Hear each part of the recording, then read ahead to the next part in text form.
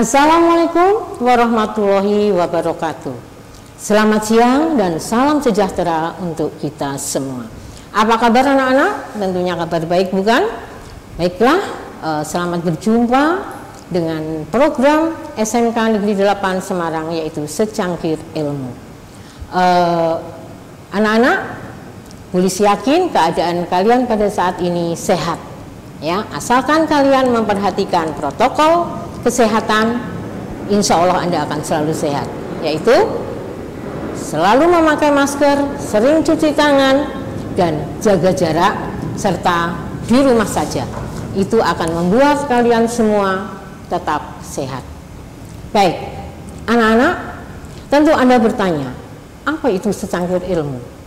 Secangkir ilmu adalah merupakan program dari SMK Negeri 8 Semarang yang mewadai Bapak Ibu Guru supaya tetap bisa memberikan pembelajaran kepada kalian semua sekalipun jarak jauh, sekalipun dalam masa pandemi ini, ya. Jadi Anda di rumah tetap bisa belajar mengenai pengetahuan ataupun belajar mengenai materi yang diajarkan di SMK Negeri 8 Semarang. Anak-anakku, di samping itu SMK Negeri 8 Semarang juga mempunyai slogan yang luar biasa. Yaitu apa slogannya? SMK 8 Idola. Apa itu idola? Idola adalah inovatif, disiplin, dan kolaboratif. Mari kita pastikan. SMK Negeri 8 Idola, inovatif, disiplin, kolaboratif. Pastikan di rumah. Kalau memang Anda sebagai siswa SMK Negeri 8 Semarang, pastikan ini di rumah masing-masing, ya. Oke. Baiklah anak-anak,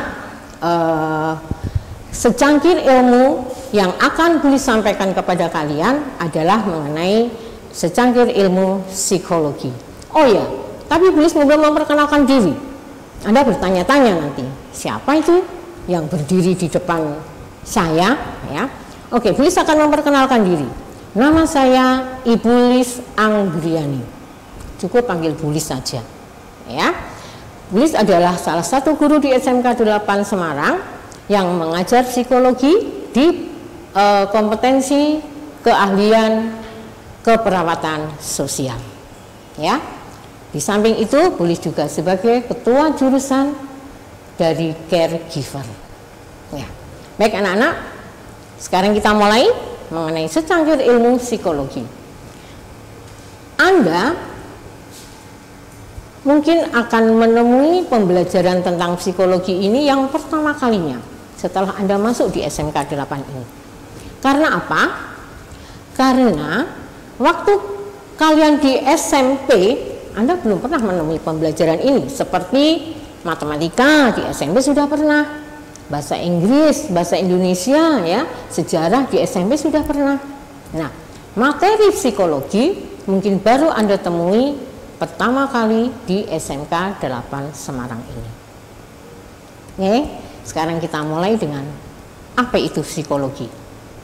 Psikologi, ya, jadi pengertiannya adalah ilmu pengetahuan yang mempelajari tentang aktivitas atau tingkah laku manusia dalam hubungannya dengan lingkungan sekitar atau dalam hubungannya dengan lingkungan sosial, ya. Ini anak-anak, tingkah laku saja dipelajari, padahal kita kadang-kadang berbuat sesuatu tanpa kita ketahui, tanpa kita sadari, ternyata hal itu dipelajari, ada ilmunya, yaitu psikologi. Nah, sekarang, ya, kita akan mencoba mempelajari lebih dalam dari pengertian ini, yaitu yang akan kita ambil mengenai tingkah laku. Apa itu tingkah laku? Tingkah laku, ya, adalah segala sesuatu yang dikatakan, yang dilakukan oleh seseorang berupa tindakan yang bisa diukur, bisa diperhatikan, dan bisa dinilai.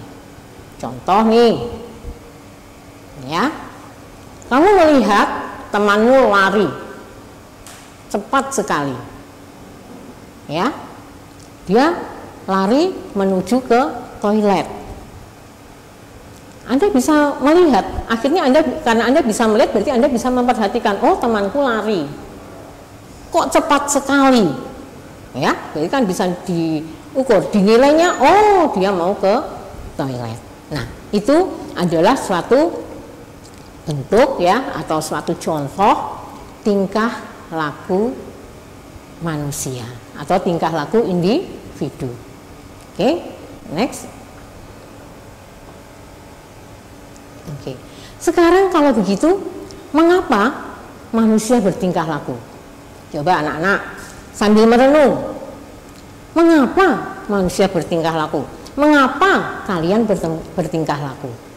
Ya, sekarang kalau misalnya Bulis memberikan gambaran, mengapa kalian datang ke SMK 8, ya, mendaftar di sini? Mengapa? Jawabannya masih macam-macam. Ada yang mengatakan, iya Bu, saya ingin, ya, saya ingin meningkatkan ilmu saya ingin belajar lebih pintar lagi, saya yakin belajar saya harus di SMK 8. Nih, maka kalian mencoba untuk mendaftar di SMK 8. Terus ada lagi yang mengatakan, iya Bu, saya pengen ke SMK 8 karena sahabat saya sekolah di sana semua, atau kalau tidak, karena pacar saya Bu daftar di SMK 8. Nah, ini juga bisa menjadi satu alasan. Nah, kedua alasan tadi kalau kita kaji anak-anak, kalau yang pertama mengatakan, iya Bu, saya ingin belajar di SMK 8, ingin menjadi lebih pintar, ingin menjadi mempunyai ilmu yang banyak dari SMK 8. Nah, ini adalah dikatakan sebagai sesuatu yang timbul dari diri kita sendiri, yaitu karena adanya dorongan-dorongan atau motif, ya, yang timbul dari dalam diri kita, yaitu ingin belajar, ingin menjadi pintar. Nah, contoh yang kedua, iya Bu, saya pengen sekolah di SMK 8 karena pacar saya sekolah di sana, atau karena teman sahabat saya sekolah di sana. Berarti di sini dikarenakan apa? Alasan yang kedua, yaitu karena adanya kekuatan dan pengaruh lingkungan yang begitu kuat. Nah, anak-anakku, mengapa manusia bertingkah laku? Itu jelas dikarenakan ada dua hal, yaitu dorongan atau motif dari dalam dirinya sendiri, dan yang kedua yaitu karena adanya pengaruh yang kuat dari lingkungan. Ya. Nah, anak-anakku, kita akan mempelajari tingkah laku ini melalui 4 hal, ya. Kita pelajari tingkah laku melalui 4 hal supaya kita tahu apa dan bagaimana itu tingkah laku. Yang pertama adalah faktor-faktor yang mempengaruhi tingkah laku manusia. Yang kedua, tingkah laku manusia dalam kehidupan sehari-hari. Yang ketiga, interaksi sosial, dan yang keempat, kesadaran akan lingkungan. Baik, akan kita bahas satu persatu. Next. Faktor-faktor yang mempengaruhi tingkah laku manusia. Ya. Jadi bentuk-bentuk tingkah laku, jadi faktor-faktor yang mempengaruhi tingkah laku manusia itu apa saja? Nah, ada beberapa faktor tingkah laku manusia dalam menerima pengaruh dari lingkungan. Ya, jadi ada beberapa faktor yang mempengaruhi manusia di dalam menerima pengaruh dari lingkungan. Apa saja itu? Yang pertama adalah struktur individu. Struktur individu itu kecakapan, karakteristik, ya, nanti boleh jelaskan ya, kecakapan, karakteristik yang terbentuk dari pembawaan dan belajar dari lingkungan. Nah, sekarang gambarannya seperti ini anak-anak. Ya. Di masyarakat kita itu majemuk kan, jadi penduduknya bermacam-macam. Ada yang sekolah tinggi, ada yang sekolahnya rendah, ada yang tidak sekolah, yang sekolah menengah ya. Dan mereka mempunyai banyak sekali pengalaman. Nah, tentu saja suatu saat ada suatu masalah nih di tempat tinggal Anda, ada orang yang ribut. Di situ akan terlihat ternyata ada seseorang yang punya kecakapan bagus, karakternya juga tenang, melihat masalah seperti itu, dia berbicara dengan bijaksana, dia berbicara dengan tenang. Nah, ini menunjukkan bahwa dia punya suatu kecakapan dan karakter ya yang terbentuk dari dia memang anaknya kalem gitu ya, anaknya memang tidak keras gitu, tenang, ditambah dia berpendidikan tinggi sehingga dia menghadapi suatu masalah itu dia begitu tenang, memberikan penyelesaian yang baik. Ada contoh yang lain, tadi ini yang masyarakat atau seseorang yang mungkin tidak sekolah tinggi atau bahkan tidak sekolah ya, ketika mendengar di lingkungannya mungkin ada suatu masalah, dia cepat marah-marah ya dengan kata-kata yang tidak sopan. Ini pun berarti dia mungkin mempunyai suatu pembawaan bahwa dia memang berperilaku pembawaannya adalah keras. Ditambah lingkungannya waktu itu dia tidak berpendidikan. Nah, ini adalah bahwa setiap menerima ya pengaruh dari lingkungan pasti akan dipengaruhi oleh struktur individu. Ya, akan dipengaruhi oleh struktur individu. Coba deh kalian di rumah bapak keras dalam mendidik Anda. Kamu punya kakak yang pemberani. Jadi kalau dibentak bapaknya dia berani. Lain mungkin dengan Anda. Kamu adalah penakut, rendah diri. Begitu dibentak bapak, kamu diam. Ini menunjukkan ya bahwa pembawaan kalian berbeda di dalam menerima pengaruh dari lingkungan. Oke, itu ya anak-anak, itu adalah yang pertama mengenai struktur individu. Yang kedua, keadaan diri sesaat. Ya, keadaan diri sesaat ini adalah keadaan yang baru dialami oleh seseorang. Misalnya ini, Anda sebenarnya anak yang ceria, diajak ngobrol sama teman enak, ya, diajak bergurau enak. Satu saat teman Anda mengajak bergurau Anda, kamu diam malah marah. Ternyata apa? Kamu sedang sakit gigi. Nah, keadaan diri sesaat pada saat itu Anda baru sakit. Sakit apa? Sakit gigi. Maka ketika diajak main atau diajak bergurau Anda marah. Nah, ini adalah yang kedua ya, keadaan diri sesaat. Jadi seseorang ketika menerima pengaruh dari luar, dari lingkungan, dipengaruhi oleh faktor keadaan diri sesaat. Kalau pada saat itu dia senang, kalau pada saat itu dia bahagia, diajak bersenang-senang, ayo. Tapi karena sedang sakit gigi, Anda marah.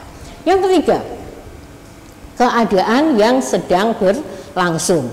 Nah, atau katakanlah kegiatan yang sedang berlangsung. Kegiatan yang sedang berlangsung ini adalah kegiatan yang sedang dilakukan oleh seseorang dengan serius, ya, dengan fokus.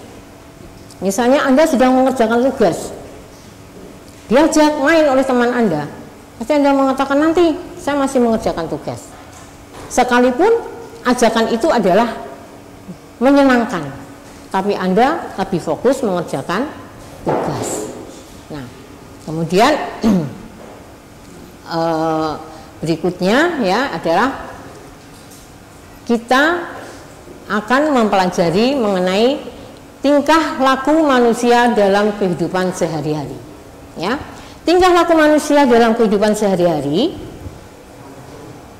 itu bisa digolongkan menjadi 4. Apa saja?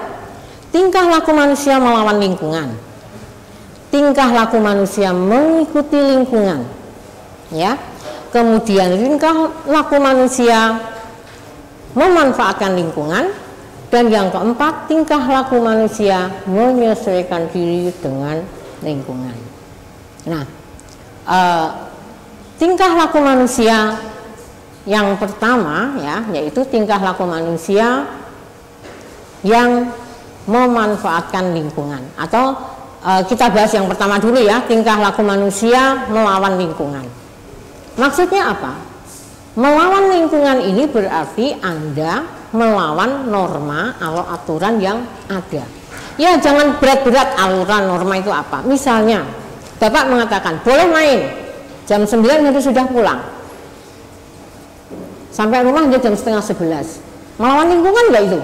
Iya, melawan perintah orang tua. Ya. Berangkat ke sekolah harus pakai sepatu hitam, pakainya sepatu berwarna. Melawan lingkungan enggak itu? Iya, melawan lingkungan. Jadi ada tingkah laku manusia yang melawan lingkungan. Nah, kemudian ada juga tingkah laku manusia yang mengikuti lingkungan. Pada saat itu ada apa, ada kegiatan apa, Anda mengikuti. Seorang sedang berkabung, ya, biasanya Anda menyetel lagu-lagu dengan begitu hingar-bingar karena tetangga sebelah baru berkabung, Anda tidak membunyikan tape misalnya atau TV misalnya. Ini namanya Anda mengikuti lingkungan. Tidak lama waktunya kalau mengikuti lingkungan itu, ya, hanya pada saat itu saja. Nah, itu namanya tingkah laku manusia mengikuti lingkungan. Cari Anda contoh yang lain. Kemudian yang berikutnya, tingkah laku manusia memanfaatkan lingkungan. Jadi lingkungan yang ada kita manfaatkan untuk kebutuhan kita. Misalnya apa? Ya, Anda tinggal di dekat sekolah. Anda tinggal di dekat sekolah. Kemudian Anda berusaha untuk, karena punya modal ya, orang tua Anda punya modal, buka toko alat-alat tulis. Dengan harapan apa? Anak-anak yang sekolah di sana itu akan membeli alat tulis di toko Anda. Nah, ini namanya tingkah laku memanfaatkan lingkungan. Anda punya lahan sedikit, lalu ditanami, ada apotek hidup, ada palawija untuk kepentingan sehari-hari. Nah, itu namanya tingkah laku manusia itu memanfaatkan lingkungan. Dan ya, yang terakhir yaitu tingkah laku manusia menyesuaikan diri dengan lingkungan. Tingkah laku manusia menyesuaikan diri dengan lingkungan ini adalah kita merubah diri kita dan merubah hubungan dengan lingkungan agar menjadi lebih baik. Dulunya nakal, ya, waktu sekolah di SMP nakal. Begitu sekolah di SMP 8, temannya baik-baik, temannya berperilaku baik, kita ikut-ikutan menyesuaikan diri dengan teman-temannya, merubah perilakunya, merubah hubungan bermain dengan teman-temannya sehingga menjadi anak yang lebih baik. Ya, oke anak-anak. Sekarang yang akan kita pelajari berikutnya tentang tingkah laku manusia, yaitu interaksi sosial. Ya, apa sih interaksi sosial? Interaksi sosial itu adalah merupakan hubungan antara dua orang atau lebih, yang mana di dalam hubungan itu terjadi saling mempengaruhi satu dengan yang lainnya dan sebaliknya. Itu interaksi sosial. Bu, kalau begitu kalau saya main sama teman-teman di sekolah atau tetangga itu interaksi sosial ya Bu? Iya, betul, itu interaksi sosial. Bu, kalau saya dengan bapak, dengan ibu, dengan kakak saya selalu bercengkerama, itu namanya interaksi sosial ya Bu? Betul, itu interaksi sosial. Nah, interaksi sosial supaya terus bersambung tidak lepas, ada faktor yang mempengaruhinya, yaitu apa? Ada imitasi, ada sugesti, kemudian identifikasi, dan simpati. 4 hal ini yang mempengaruhi interaksi sosial akan selalu dan tetap kuat. Ya, imitasi itu apa? Anda pernah mendengar ada kalung imitasi, cincin imitasi? Nah, maksudnya di sini adalah kalung tiruan, meniru aslinya. Maka dari itu imitasi itu maksudnya adalah meniru. Nah, Anda misalnya saja meniru kakak kelas yang selalu berpakaian bagus. Maksudnya bagus itu tepat dipakai tubuh ya, tidak kedodoran, tidak kesempitan.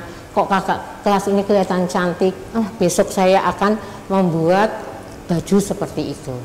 Itu namanya meniru. Di dalam interaksi sosial terjadi itu. Kalian ada nggak yang ditiru? Ada kan mestinya? Meniru sepatunya, ya, atau meniru perilakunya yang baik. Nah, ini menunjukkan bahwa ada suatu interaksi sosial karena Anda terpengaruh oleh hubungan atau oleh kakak kelas Anda atau oleh siapa saja. Nah, yang kedua sugesti. Sugesti itu apa sih? Sugesti itu menerima pengaruh tanpa syarat. Contohnya ini, ya, Beli sendiri ngalami. Beli sampai ketika saya sakit, ya, saya mau menuju ke dokter X. Mau menuju ke sana tuh, badan saya sudah agak sembuh. Begitu ketemu dokternya, ngobrol, sembuh. Itu namanya kita tersugesti. Itu hasil dari interaksi sosial, ya. Jadi kita selalu tersugesti, yaitu kita menerima pengaruh dari orang-orang di sekeliling kita tanpa syarat. Nah, kemudian apalagi identifikasi, ya. Identifikasi mungkin hampir sama dengan meniru, tapi yang jelas kalau identifikasi ini adalah menyamakan dirinya sama dengan modelnya. Seorang anak laki-laki, dia pasti akan berusaha menyamakan dirinya sama dengan ayahnya, ya. Ayahnya melakukan apa? Cuci motor, dia ikut. Cuci mobil, dia ikut. Seolah-olah dia ini adalah sama dengan ayahnya. Dia melihat ayahnya pernah membantu ibunya berdiri. Ketika tidak ada ayahnya, ibunya akan berdiri, dia bantu. Karena dia adalah ayahnya, dia sama dengan ayahnya. Nah, ini yang memperkuat interaksi sosial antara ayah dengan anak. Dan pengaruh yang terakhir atau faktor yang terakhir adalah simpati. Simpati ini adalah rasa ketertarikan kita, ya, kita tertarik dengan orang lain atau tertarik dengan apa ya yang artis. Siapa yang suka nonton drama Korea? Tuh kita simpati dengan salah satu pemainnya. Ya, kalau sudah simpati, kita apapun yang dia lakukan baik, meskipun dia salah tetap baik karena Anda simpati. Itu anak-anak, ya. Dan pembelajaran yang berikutnya tentang tingkah laku manusia adalah kesadaran akan lingkungan. Anak-anakku, pesan moral ini sudah ditulis. Karena Anda bertempat tinggal di lingkungan, di bumi kita tercinta ini, tolong jaga kebersihan, ya. Jangan buang sampah sembarangan. Jaga kelestarian alam. Alam itu banyak sekali. Jaga aliran sungai supaya tetap bagus, maka jangan buang sampah sembarangan, ya. Kemudian jangan menebang pohon sembarangan, ya. Ini namanya Anda melestarikan lingkungan. Tingkah laku Anda itu adalah tingkah laku melestarikan lingkungan, ya. Nah, yang dimaksud lingkungan di sini adalah lingkungan alam dan lingkungan sosial. Nah, yang tadi yang dilestarikan adalah lingkungan alam. Kalau lingkungan sosial bagaimana, Bu? Kalau lingkungan sosial, Anda bisa menjaga hubungan terbaik dengan teman-teman Anda, dengan keluarga Anda, dengan tetangga Anda. Jangan bikin keributan, berbuatlah yang selalu terbaik. Nah, anak-anakku, demikian tadi secangkir ilmu psikologi. Buli sangat berharap bahwa apa yang Buli sampaikan bisa kalian cerna dan kalian pelajari kembali sehingga kalian bisa belajar dengan baik dan Anda menambah ilmu yaitu tentang psikologi. Demikian anak-anak. Sekian, wassalamualaikum warahmatullahi wabarakatuh. Salam sehat.